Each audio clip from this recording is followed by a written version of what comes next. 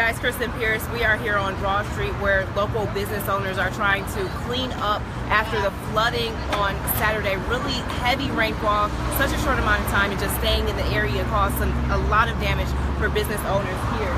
This company, you can see their vents out here in the water. They're pretty so high on this, and they actually have to get rid of it. And in this white car, the owner of the car has her doors open, just trying to air out because there's so much water.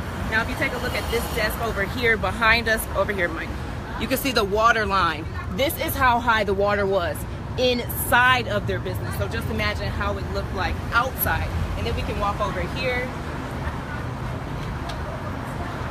All of this, chairs outside. You guys clean it up. Can we step inside real quick and talk to you?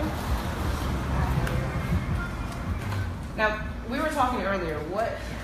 Yeah. It's like no words. What do I even ask you? What? Well, I'm a licensed tour guide, and Saturday night I was bringing a group of 10 people back to the city in a passenger van. It's like one of those Euro-style vans for Tours by Isabel. And it was a nightmare. Once we got into the city by the 610 I-10 split, waves of water were coming down over from the interstate, from the cemetery, and then of course all the low-lying cars, they were trapped. We never saw any police out there or any rescue trucks, fire trucks or anything, and so we were stuck there. And then we got down near the Superdome. It was an absolute nightmare, and we waited like an hour and a half to get from around the dome. And Orleans exit, the French Quarter exit, blocked off. Cars lined up, cars down below. Esplanade, same thing. The Claiborne exit, same thing. Yeah. So what I did is, since I live down in this area, down by Frenchman Street, I took my people down at the ramp at Alicia Fields, which you can only go towards the, the Lowe's hardware. And we made a U-turn there, and it was like 4 feet of water there, and there were cars everywhere floating. They were floating. It was a mess. There were no fire trucks, no policemen there. Nobody was there. Now, we talked to people down at Zulu, and they were saying that they haven't seen their building flood like it did on Saturday since Hurricane Katrina. Oh, it wouldn't surprise me. And where I actually live, on Frenchman and Rampart Street, the street was flooded apparently, and our doormats floated down into the street, and our trash cans all kind of floated. So all that garbage is there. Yeah. And so we have to do all that. And of course we have to clean out those basins.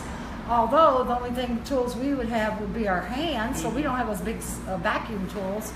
But I felt that Miss Kim here and these businesses along Broad Street, they had it worse than we did. So I came down here today. And it looks like you all have to get rid of a lot of stuff. Oh, she lost thousands and thousands of dollars of product. And her computer equipment, the wiring, everything was just devastated. And you're cleaning up nonstop. Nonstop, yeah. From oh God, I don't know how to say it anymore. But I did try to save what I could and bring it as far back up higher as I could. But obviously, I still lost a lot of stuff. Yeah. Everything that was on the bottom, again, was gone. And I just replaced this inventory that I had just purchased from the July 22nd. Right. You know what I'm saying? Yeah, so July 22nd, it hasn't been that long at all. It's been 2 weeks. I haven't even paid for the stuff that I bought. The stuff that I was replacing, I hadn't paid for yet. So I bought more stuff to replace that stuff.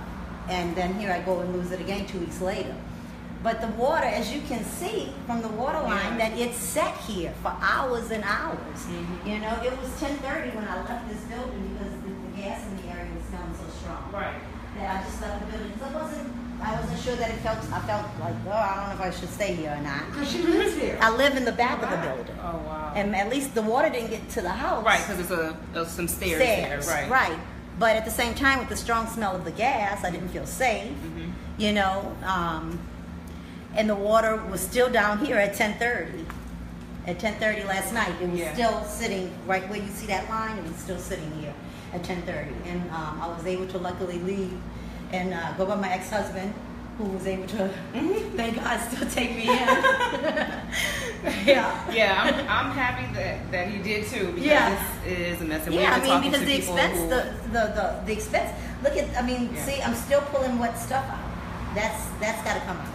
And then when I get on this side, I got the laptop that is down, all of the stuff that was plugged in, like routers and all of that. They were all on the second shelf. Nothing was like on the ground anymore. Right. You know, but still.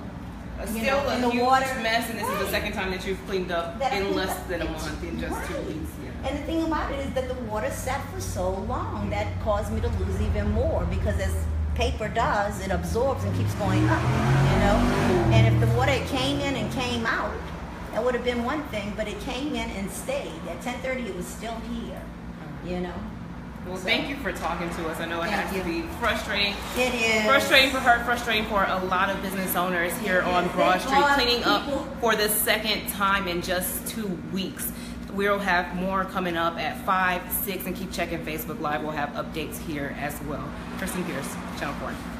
Yeah, I was going to say thank you for people like